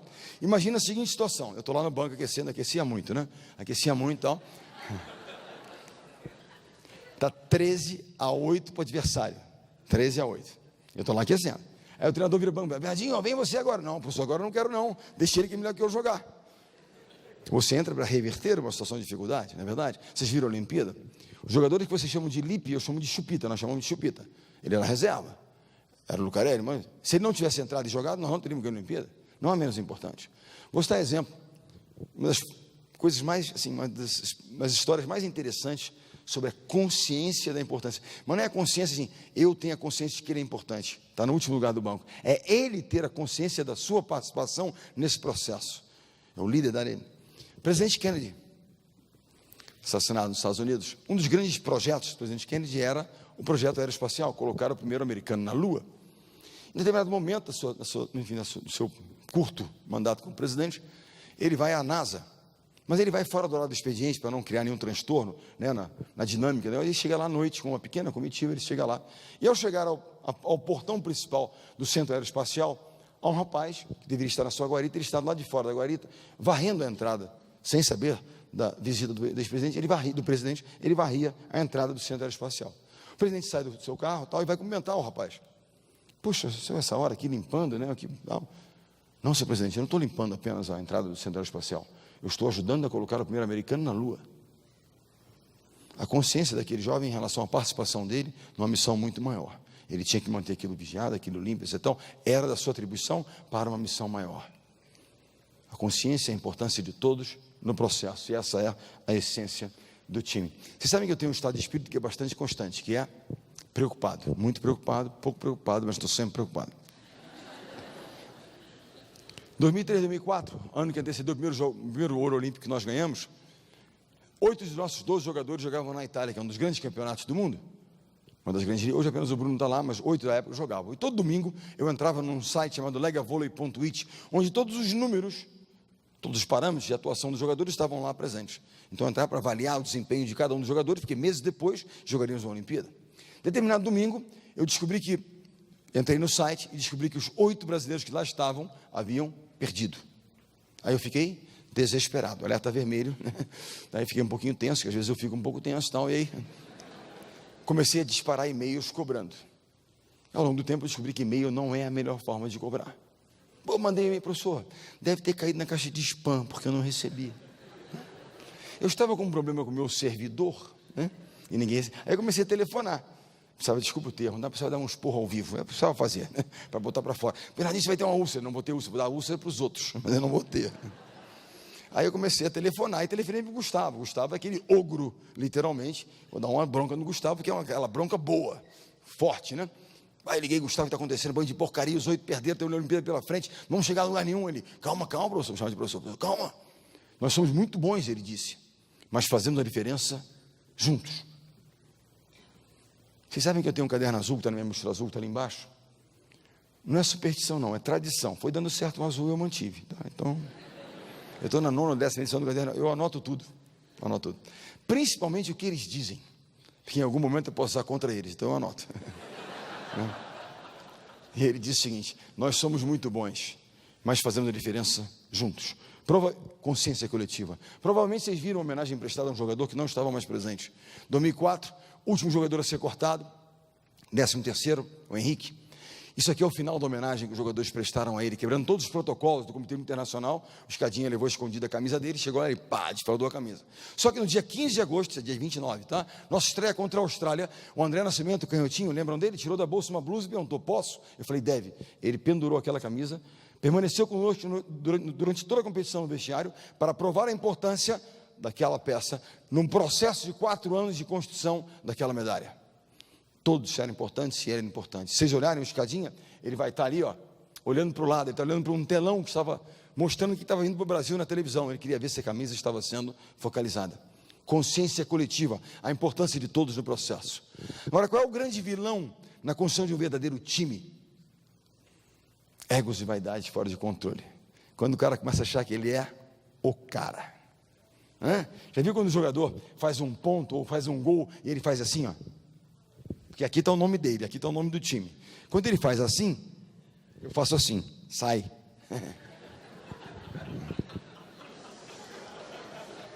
Porque em algum momento não vai dar certo. A grande questão é, egos e vaidades fora de controle inviabilizam a formação de um verdadeiro time.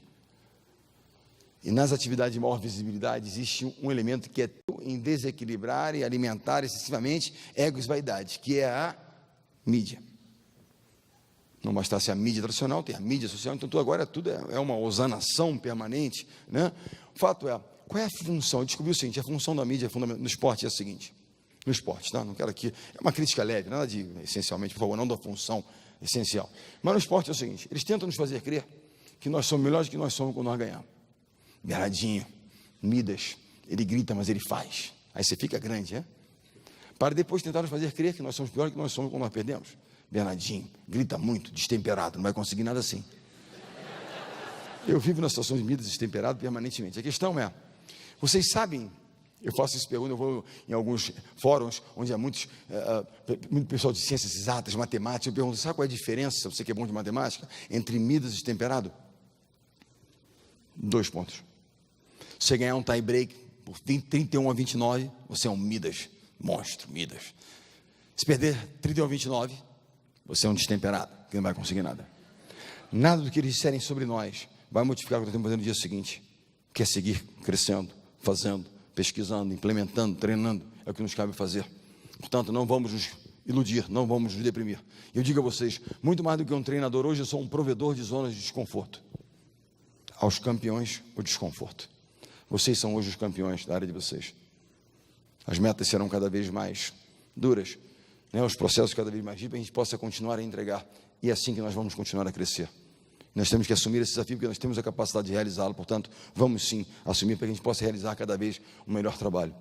Esse é um dos dilemas que nós colocamos, e mais importantes. É o dilema sobre desempenho e cultura. Hoje é uma combinação em muitos estados e localidades do país de um péssimo desempenho fiscal, estão todos quebrados, com a cultura horrorosa. Agora eu pergunto a vocês, o que é mais difícil, mudar um desempenho ou transformar uma cultura? A combinação hoje do Rio de Janeiro é uma combinação caótica, péssimo desempenho e a pior cultura possível. Os valores estão absolutamente abandonados, ou são os errados pelos quais nós vivemos, enfim, está tudo fora de controle. Há um caso muito interessante de estudo em Harvard chamado Rob Parsons Case.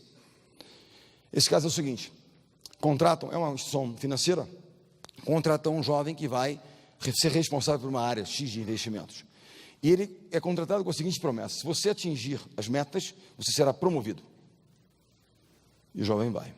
E ele então começa a realizar e começa a atingir metas, mas com valores e tal que não eram muito aderentes à cultura da instituição. Ele não compartilhava o seu conhecimento, algumas operações, as pessoas tinham um pouco de dúvida da forma que tinham sido feitas, mas enfim, ele estava entregando. Ao final do ano, o responsável por as áreas tem que tomar uma decisão entre promover aquele jovem que estava entregando resultados, mas que não tinha valores aderentes à nossa cultura, e um outro que não entregava tanto, mas absolutamente alinhado com os nossos valores. E ele então se depara com esse dilema. A minha pergunta a vocês é: vocês promoveriam aquele que entregou resultados, mas que vocês têm um pouco de dúvidas da aderência dele aos nossos valores, ou aquele com valores que não entregou tanto? Se alguém discordar, levanta a mão, vamos promover aquele com os valores melhores. Alguém discorda? Eu fiz essa palestra e coloquei esse dilema para a polícia do Rio de Janeiro. Quase 50% levantou a mão dizendo que o cara entregou, eu promovo. Dito esse fato, a pergunta foi feita aos jovens estudantes na PUC. E aí todos levantaram a mão dizendo: não, valores. Aí o professor que dividia o curso comigo disse: mas você prometeu a ele que ele ia promover se ele entregasse? Então você não está sendo ético, não é verdade? Você prometeu, não está cumprindo. Vem falar de ética comigo, de valores. Você tem uma promessa. E aí a garotada começou a mudar de opinião ao ser contra. Peraí, mas realmente. E aí ele pergunta: Bernardinho, qual é a sua opinião sobre isso? Uma prática. Eu digo a vocês, é menos difícil melhorar o desempenho de alguém dando ferramentas corretas, estímulos, etc., do que transformar a cultura, transformar os valores. E eu falo de uma forma prática. Quando há o corte do Ricardinho, que se tornou aquela grande celeuma, que não era para ser aquilo tudo, mas criaram um caso terrível. Eu continuei trabalhando, tinha que fazer o que fazer e vamos embora. Mas aquilo maltratou. Anos depois, falei: cara, não tem sentido, vamos tentar uma reaproximação. Fui e tal, e chamei-o de volta, e ele veio, disposto a dar sua contribuição em 2012 para a Olimpíada de Londres. Começamos a preparação em 2012, preparação não ainda, Olimpíada, preparação, primeira partida, Ricardinho titular, o Bruno no banco. Perfeito, vamos lá. Primeira partida, perdemos na estreia. Segunda partida, 2-0 para o adversário, o Bruno entra e ganha 3-2. Terceira partida, Ricardinho de novo, eu deixei ele jogar para ganhar um pouco mais de ritmo internacional, perdemos. Quarta partida, o Bruno parte como titular, vencemos. A partir daquele momento, o Bruno seria titular. E o Ricardinho disse: eu não vou mais ficar porque no banco eu não quero. Depois de tantos anos, de tantas dificuldades, tanta polêmica, isso não é um juízo de valor, são os valores dele, é para um esporte mais individual, não tão coletivo. Ele disse: eu não quero ficar para ficar no banco. Depois eu mostrei a ele que seria péssimo ele sair, que publicamente ia ficar uma coisa muito ruim. Ele tinha que ter um mínimo de humildade para entender que ele era parte de um time integrante, mas certamente ele não havia, depois de tudo aquilo, entendido e aderido aos nossos valores. Portanto, esse é um dilema que nós temos que pensar. E infelizmente, nós estamos hoje na ponta de cá, que é low performance e low values match. Nós estamos aqui, em muitas situações. Não de nós, falo mais do Rio de Janeiro, mas em muitas instituições também, que não é o caso aqui, graças a Deus, mas enfim, em muitas instituições. E transformar isso não é uma tarefa simples, depende de cada um de nós. Porque não existem mitos salvadores em nenhuma situação. E na questão pública, você pode mudar. Na área privada, você muda o desempenho, você transforma, muda a equipe, você o desempenho, você muda rapidamente. Pode até mudar a cultura das pessoas com valores diferentes. Na área pública é muito mais complicado. Estabilidade, tudo é mais complicado. Portanto, nós hoje nos deparamos com um dilema dessa natureza, de resolução complexa. E o único caminho a ser seguido é a participação de cada um de nós. Quando eu falo com jovens muitas vezes querem falar de política, querem falar de a corrupção que incomoda a todos. Eles legitimamente se lamentam, legitimamente. querem fazer, querem vão participar. E aí eu fui ao Rio de Janeiro dar uma palestra no IME, puxa vida, Estudo Militar de Engenharia, garotada fantástica. E achei muito justas as lamentações de vocês a respeito dos valores atuais, né, que permeiam o nosso país e tal. Mas eu quero fazer uma pergunta a vocês. Há uma lei no Rio de Janeiro que deu certo. Há muitas leis, mas no Rio de Janeiro não pegam de modo geral, tá? Mas uma deu certo no Rio de Janeiro. Qual é a lei que deu certo no Rio de Janeiro? Qual? Não entendi. Aquela com certeza, essa não deu certo, essa aí é... Pô. Mas uma lei oficial, não extraoficial, essa aí é informal. Me derrubou agora. Essa foi a melhor resposta. Mas se você for ao Rio de Janeiro, dirigindo, tem uma lei que deu certo e melhor que qualquer lugar do país. A lei seca. Já fui parado umas 10 vezes. Sabe, depois do jogo uniformizado, tal, olha, eu não dirijo bêbado ainda, né? Eu estou meio louco, mas separado, você vai soprar o bafômetro, não tem choro. É verdadeiro. E é muito boa. Eu posso discordar, dizer, é um absurdo, porque é excessiva. Acho que um cálice de vinho, ou sei lá, um champanhe, não é um chopp, não é um problema. Mas a lei é essa. Vai ao seu legislador e pede que mudem o parâmetro da lei, mas por enquanto é essa, certo? E as pessoas param e são assim. Então, funciona. É a única lei formal. A informal é aquela que domina, mas enfim, essa funciona. E aí eu fiz a seguinte pergunta aos jovens do IME.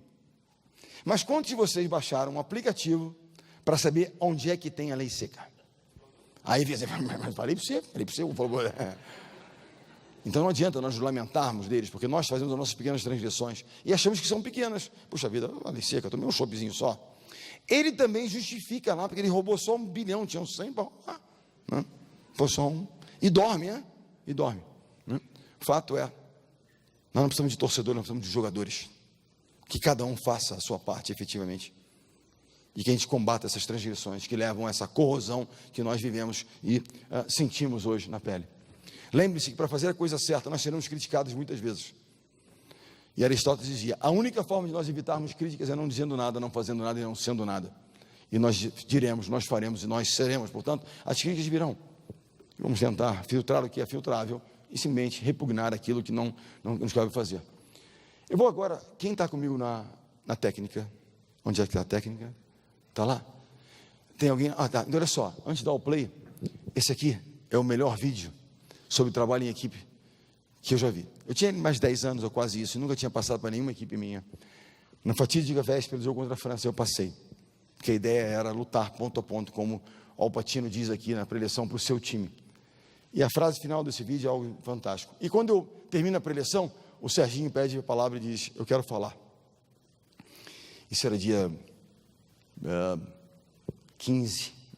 14 de agosto, ou 16 de agosto, por aí.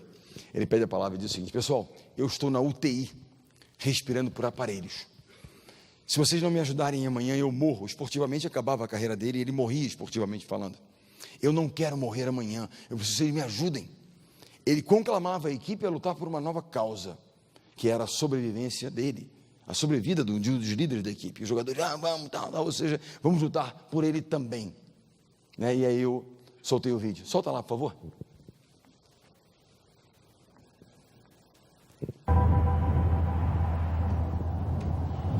I don't know what to say, really. 3 minutes to the biggest battle of our professional lives. All comes down to today. Either we heal as a team, or we're going to crumble. Inch by inch, play by play, till we're finished. We're in hell right now, gentlemen. Believe me. And we can stay here, get the shit kicked out of us, or we can fight our way back into the light. We can climb out of hell. 1 inch at a time. Now, I can't do it for you. I'm too old. I look around, I see these young faces, and I think, I mean, I made every wrong choice a middle-aged man can make. I pissed away all my money. believe it or not. I chased off anyone who's ever loved me. And lately, I can't even stand the face I see in the mirror. You know, when you get old in life, things get taken from you. I mean, that's part of life. But you only learn that when you start losing stuff. You find out life's this game of inches. So is football. Because in either game, life or football, the margin for error is so small. I mean, 1/2 a step too late or too early, and you don't quite make it. 1/2 second too slow, too fast, you don't quite catch it. The inches we need are everywhere around us. They're in every break of the game, every minute, every second. On this team, we fight for that inch. On this team, we tear ourselves and everyone else around us to pieces for that inch. We claw with our fingernails for that inch. Because we know when we add up all those inches, that's gonna make the fucking difference between winning and losing. Between living and dying.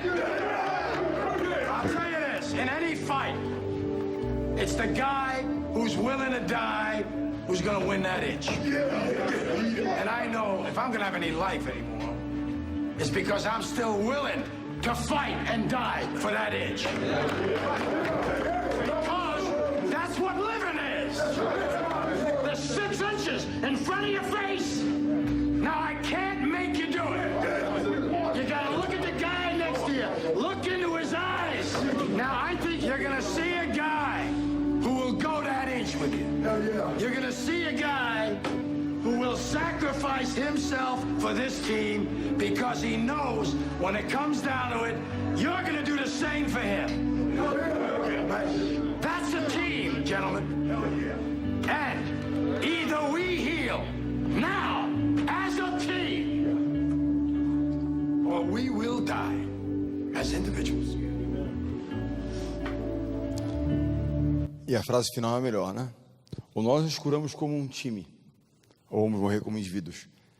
Né? E o discurso do cara, né? O speech dele no intervalo do jogo que eles estavam perdendo, é um discurso assim, muito inflamado e perfeito. Ele toca em todos os pontos importantes, da responsabilidade de cada um, que ele não tinha como fazer, mas era de motivar as pessoas. Mas o final que fala sobre time. Vamos transportar, extrapolar essa situação do esporte para a vida. Ou nós realmente somos um time, ou não vamos transformar essa história. Se continuarmos a pensar apenas nos nossos benefícios pessoais, ou seja, né, em curar a nós próprios, mas não ao todo, não se formos um time, as coisas não vão se modificar. Isso aqui são fotos raras, são fotos realmente raras, porque aqui é a personificação da serenidade, vejam bem, a serenidade do treinador. Ali com as mãos assim, eu sou quase um monge budista emanando, né, energias para a equipe. Mas isso aqui é uma provocação, uma pequena brincadeira, mas tem um fundo de seriedade importante, que era a forma de lidar com as pessoas. Em 2015, nós estávamos no ano pré-olímpico, nós estávamos no centramento em Saquarema, e às 3 da manhã batem a minha porta. Eu descobri que a insônia era hereditária, então era o Bruno batendo a minha porta, porque ele ia falar contigo. Entra aí. Bom, às 3 da manhã, teu filho bate na sua porta, alguma coisa aconteceu. Estava precisando de grana, você é avô, sei lá, qualquer coisa pode vir, na verdade. Mas não era nada disso, não. Ele veio como capitão do time falar comigo e disse, cara, eu estive pensando, ele também como eu pensa. E a gente precisa mudar a forma de lidar com essa geração. Se nós não mudarmos a forma de lidar com essa geração, nós vamos continuar no quase. Vice-campeão mundiais, que a gente tinha sido, depois de 3 títulos, vice-campeões olímpicos, tal. E ele disse, você tem que mudar a forma de lidar com ele. Você desenvolveu uma forma, uma metodologia, a sua filosofia, é de desafiar, cobrar. E para a geração dos espartanos, que era maravilha. Se não cobrasse, eles cobrar, os caras cerravam os dentes e iam para dentro. Essa era uma geração movida ao desafio permanente. A nova geração e pessoas diferentes, quem trabalhou com várias gerações, vê que elas são diferentes. Não são melhores e piores, são diferentes. Querem um feedback, é tudo mais imediato. Então, lidar com pessoas diferentes. de forma diferente. E eu fui estudar. Porque muitas vezes nós nos questionamos em relação a mudar as pessoas. Você precisa mudar a atitude, o comportamento daquela pessoa, daquele atleta, daquele meu colaborador. Eu preciso mudar. Mas quantos de nós pensam, eu preciso mudar? Quantos se questionam efetivamente sobre a sua necessidade de mudança? E aquele foi uma provocação pela minha mudança. Eu fui estudar. Quem trabalha com recursos humanos já ouviu falar de um negócio chamado feedback sanduíche. Você dá uma informação positiva, olha, foi correta a sua postura aqui, a sua desenvolvimento, mas você não atentou aqui para esse detalhe, etc. Não. Se você fizer dessa forma, e atenção nesse detalhe aqui, você vai fechar corretamente a operação e você vai conseguir o ponto. Positivo, correção, positivo. Confesso a vocês que eu queria dar só o recheio, mas eu fiquei trabalhando para comer o sanduíche inteiro, né? E digo a vocês, eu tive uma das minhas avaliações práticas, eu estive avaliando o desempenho de cada um dos jogadores. Vocês viram um pouco da Olimpíada, o Wallace teve uma atuação incrível na Olimpíada. Nunca tinha visto tão consistente no alto nível, numa competição tão dura. Provavelmente a forma diferente do feedback tenha tido algum efeito positivo nisso aí. E é fundamental que a gente se questione a respeito da forma como nós lidamos pessoas diferentes, bem tratadas de formas diferentes. Eu quero falar rapidamente dois conceitos para a gente entrar na fase final, que são disciplina, mais uma vez, e planejamento. Eu estava ali fora ouvindo sobre os planos de ação, planejamento, como é que vamos chegar, né? Enfim, encarar os novos desafios, tal, etc. Tal. Ok, planejamento. Nós temos objetivos que nós queremos realizar, conquistar. Planejamento nada mais é do que o projeto da ponte, como nós vamos chegar lá, com que tipo de processo, com que tipo de atuação, etc. Então, como? Saímos do nosso sonho, do nosso objetivo, a nossa realização. O projeto dessa ponte é o planejamento. Falem ao planejar e vocês estarão planejando falhar. E olhem que aquela ponte não foi construída no Brasil. Entre a Suíça e a Alemanha. Olha só, acontece, falharam, né? Fato é. O que é a disciplina? Senão a construção da ponte, dia após dia. Operação após operação, nós vamos construindo a ponte que liga os nossos sonhos às nossas realizações. E eu quero contar a história, não de três, mas de um jogador. Gustavo, Andrélia e Éder.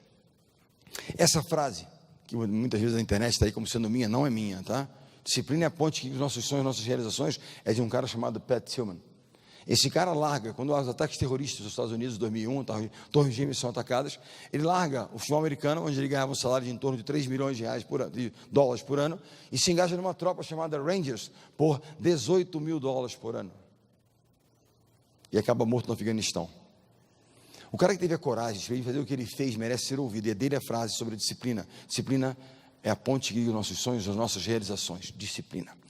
Quero contar a história desses caras que venceram pela disciplina. Quero contar do Éder. Éder não é um cara talentoso, é um jogador de função, de uma atribuição específica, cumpre muito bem aquela função. É um que a gente chama de um role player, um jogador de função. Ele chegou à seleção em 2005, depois do ouro olímpico de 2004 em Atenas, aos 22 anos. Chega à seleção, 2005, 2006, 2007, 2008, Olimpíada de Pequim. Último jogador a ser cortado, Éder.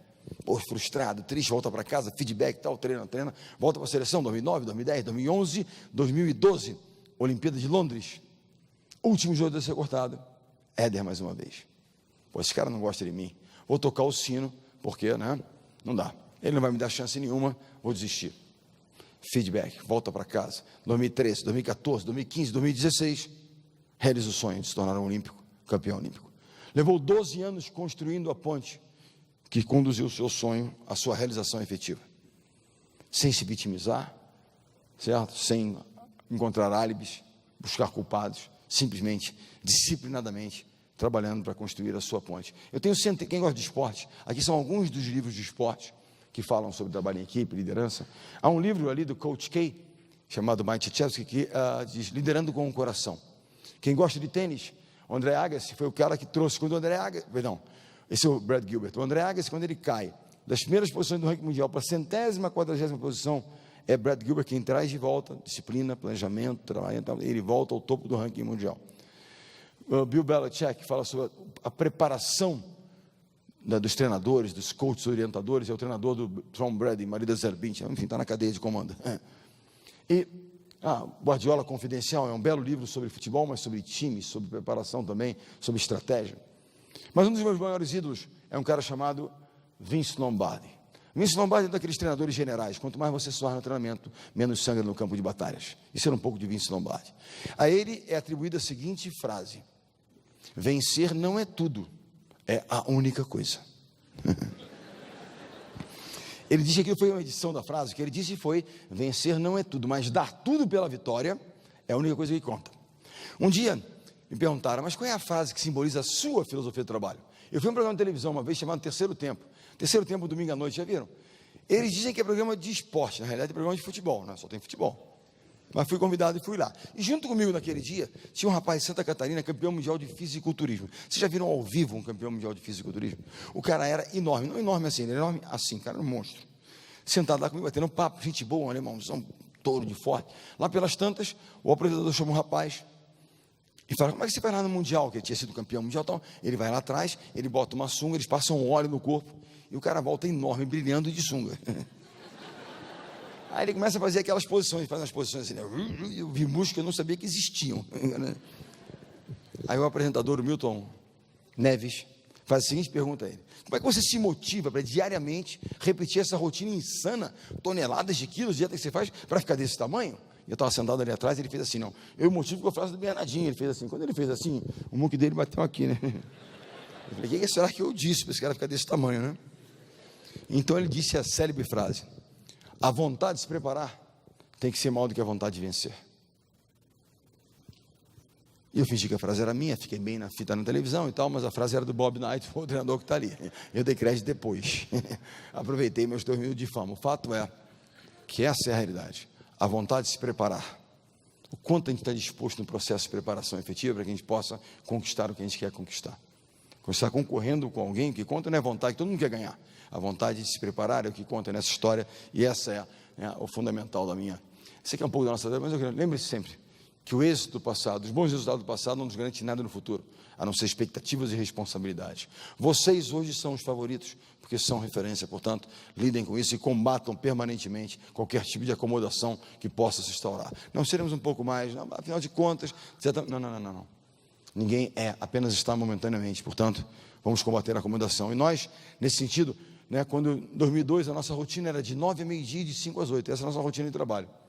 Ao ganharmos o Mundial na Argentina, primeiro título mundial que nós ganhamos, no Luna Park, em Buenos Aires, ganhamos da Rússia por 3-2 na final, de campeões mundiais. No dia seguinte, o pessoal foi dançar um tango, tomar um vinho, no dia seguinte pela manhã, no aeroporto de Azeite, junto à turma e fala: pessoal, parabéns, campeões do mundo. Ano que vem vamos começar às 8 da manhã. Aí, 8 da manhã, pessoal, agora das 6h30, 7 horas toma café, 7h30 sair do hotel, 8 horas, um maluco na minha orelha, 8 horas. 8 às 11, 5 às 8, ganhamos a Copa do Mundo no Japão, pela primeira vez, que nos classificou para as Olimpíadas de Atenas. Aí estamos lá em Tóquio, o pessoal saiu para comemorar, tomar um saque, dia seguinte pela manhã, meio de ressaca, aeroporto de Narita em Tóquio, pessoal, parabéns, campeões da Copa do Mundo, nos classificando para a Olimpíada, ano que vem, 7 da manhã. Aí um gaiato disse, né? Não vamos ganhar mais nada, né? Onde é que você vai parar?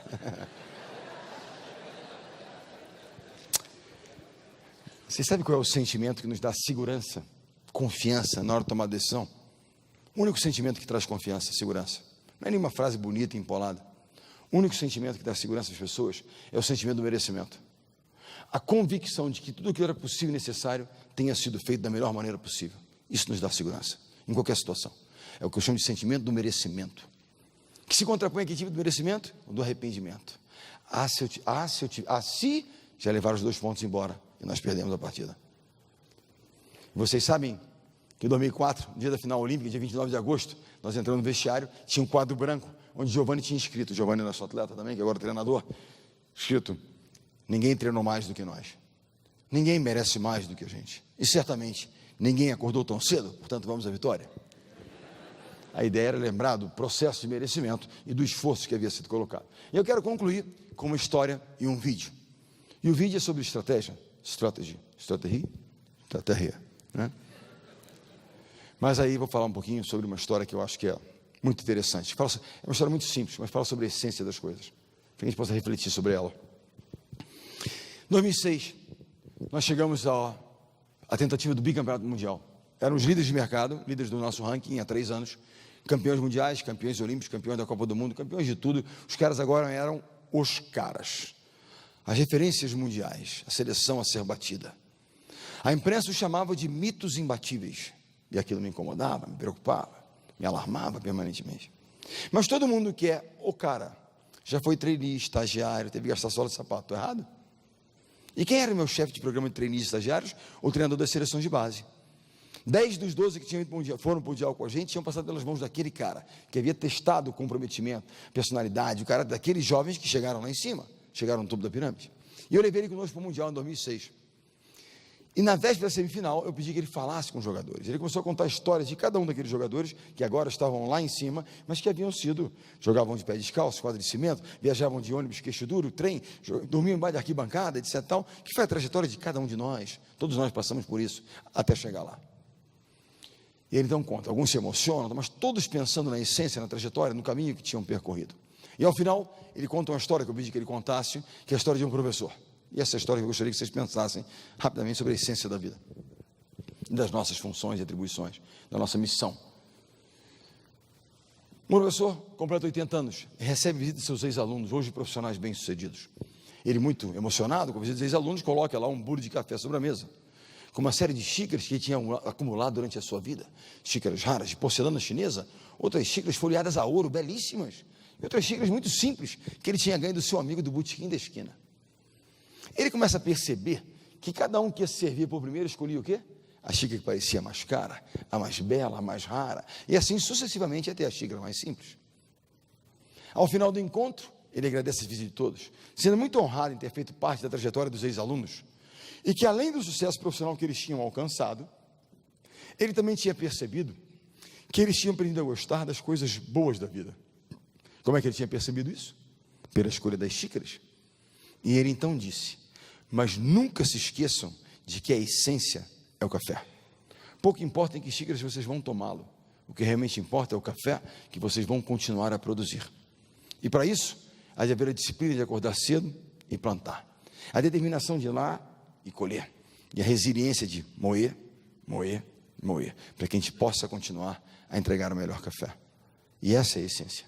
Pouco importa se agora nós temos uma xícara melhor, uma condição melhor, nós precisamos continuar a entregar o melhor café.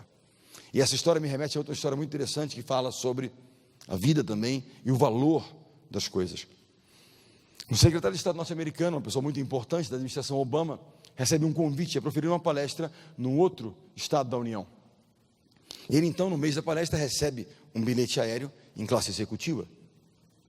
Na véspera da palestra, ele se encaminha ao aeroporto, pega o seu avião em classe executiva e viaja para o local do evento. Ao chegar ao aeroporto da cidade onde ocorreria a palestra, há um rapaz esperando por ele num carro executivo, que o conduz até o hotel. Quando ele chega no hotel, ele não precisa enfrentar a fila do check-in, seu check-in já estava pronto, e ele é conduzido a uma suíte especial. No dia seguinte, pela manhã, ao descer, ele encontra de novo o rapaz com seu carro executivo que o conduz até o local do evento, e ele então não precisa enfrentar a longa fila do credenciamento, afinal de contas, seu crachá VIP já estava preparado, e ele então é levado a uma sala especial, onde poucos palestrantes estavam acomodados. Ele então pede um café, e alguém traz a ele uma xícara de porcelana, um café, e ele profere a sua palestra. No ano seguinte, já não mais secretário de Estado norte-americano, já não mais no poder, ele é convidado a proferir uma palestra no mesmo evento do ano anterior. No mês da palestra, ele então recebe um bilhete aéreo em classe econômica. Na véspera da palestra, ele pega o seu avião e viaja então para o local do evento, a cidade do evento. Ao chegar lá, ninguém esperava por ele. Ele então pega um táxi, um Uber, e vai para o hotel. Ao chegar ao hotel, o check-in não estava pronto, ele enfrenta a fila do check-in e é conduzido a um quarto simples. Dia seguinte pela manhã, mais uma vez, ninguém esperava por ele, ele pega uma condução então e vai para o local do evento. Enfrenta a longa fila do credenciamento, recebe o seu crachá de palestrante e é conduzido a uma sala onde muitos palestrantes se acotovelavam. E ele então pede um café. E alguém diz a ele: é ali a máquina de café. E ele se serve num copo papelão. A cada um de nós é reservado um copo papelão. Eventualmente, por uma função, uma atribuição que a gente possa, um cargo que a gente possa ocupar, nos servirão num copo de porcelana. Não existem pessoas especiais. Eventualmente podemos fazer algo especial, mas isso não nos torna pessoas especiais. A cada um de nós é reservado um copo papelão. Portanto, não vamos deixar que nosso ego acompanhe eventualmente uma ascensão que a gente possa ter profissional, porque em algum momento nós vamos perder aquela condição, vamos tomar um tombo que vai machucar. Vamos então para o último. Meu assistente, eu vou precisar de você, mas agora é o seguinte, agora atenção, hein? Eu sou duro. Está comigo? Se for bem, será convocado. Ele vai correr, aí você fica ali no cursor, que eu vou precisar um pause na frente, que eu agora vou fazer uma aula de estratégia com eles aqui, que eu deixei a seleção, alguém pode se candidatar lá para trabalhar na seleção, então vai ser uma aula de estratégia. Pode soltar lá, e eu peço para dar um pause lá na frente. Obrigado. Só um segundão, pause. Por que isso? Porque muitas vezes, o que eu falo de estratégia é o seguinte: qual é a atribuição do Bernardinho? O Bernardinho fica da quadra, vamos lá, de vez em quando sai um corra, não é porra, é corra. Vamos lá. É. Mas a pessoa vai, mas vamos lá onde, não é verdade? Vamos lá como, né? Eu quero mostrar para vocês o quanto existe preparação por trás de cada ação. Eu escolhi um ponto, coincidentemente o último ano da Olimpíada, para falar o quanto há de preparação, quanto há de informação acumulada, para que você tome uma decisão em relação a um ponto. Vamos lá, meu assistente. Uma pequena homenagem também, rápida.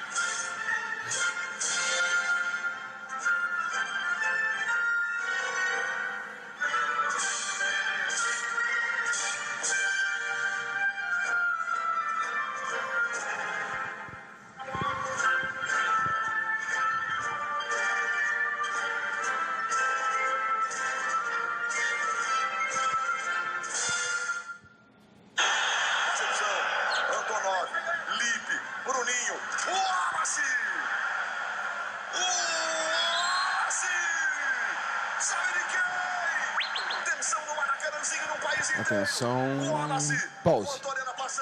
Grande, está convocado. Vamos lá. O jogo está 2-0, diferença de 2 pontos dos sets anteriores, muito duro, pegado o jogo, mas 2-0, 25-24. Repararam que o Wallace sacou? Qual é a função do Wallace? O Wallace é um oposto.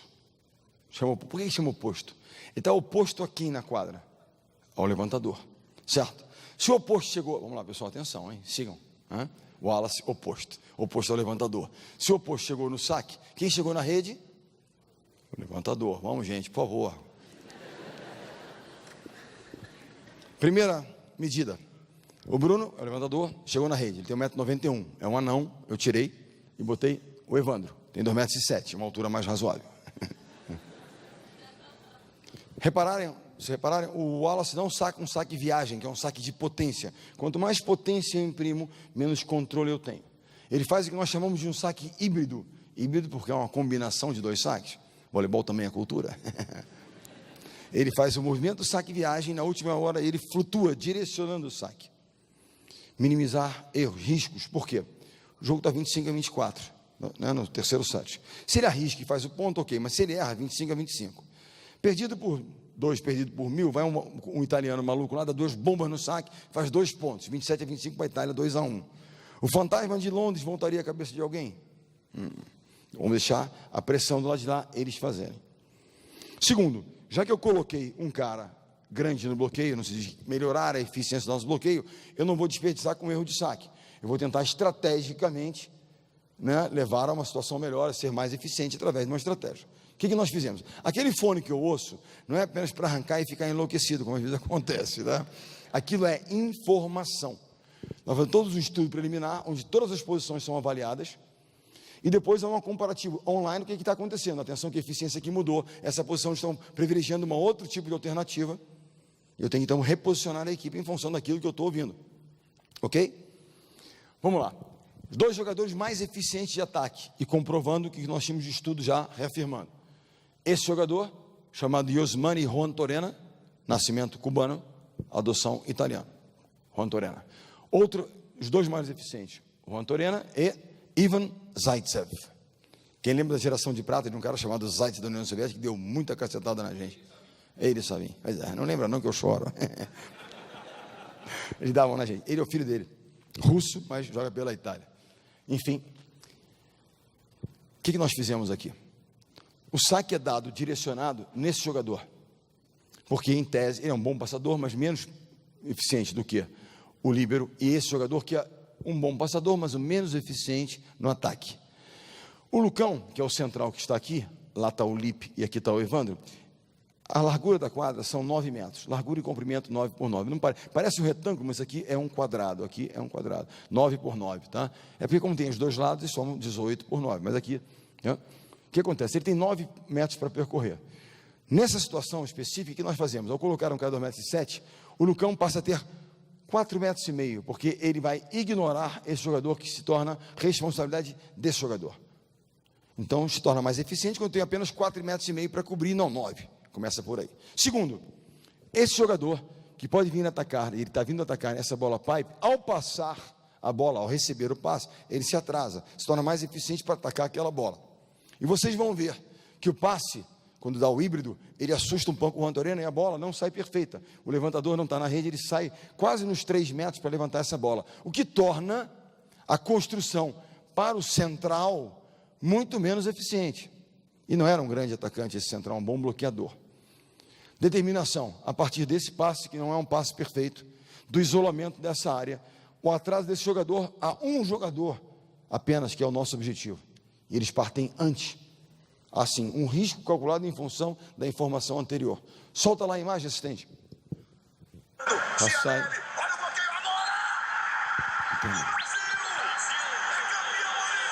O rapaz estava sem emprego naquele momento, e eu chamei ele para ser chefe de torcida. Ele agora conseguiu uma boquinha em Paris e abandonou a gente, mas enfim. Um outro elemento importante é porque o levantador italiano, à época tinha 20 anos, tem 22 hoje, 23. 0,2, 24, 25, o saque não é perfeito. Ele vai correr riscos, ele vai na conservador, ele vai no tradicional conservador, na segurança. E ele vai na segurança. Então, as informações nos levaram a uma estratégia que pode dar certo, pode dar errado, mas você tem que ter algum tipo de conteúdo e conhecimento que você possa realizar as opções que nos cabiam.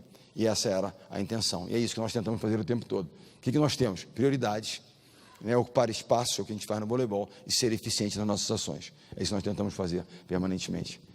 Queria agradecer a vocês pela atenção, desejar muito êxito, sucesso. Parabenizar os vencedores também, que venceram aqui o concurso dos melhores trabalhos e tal. Que vocês continuem fazendo com muita eficiência o trabalho que fazem, porque nós precisamos realmente de um país que tenha respeito pelas suas, enfim, por tudo aquilo que diz respeito, que é de todos nós, por aquilo que é público, que é de cada um de nós.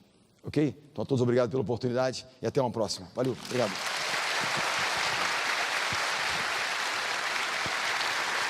Por favor.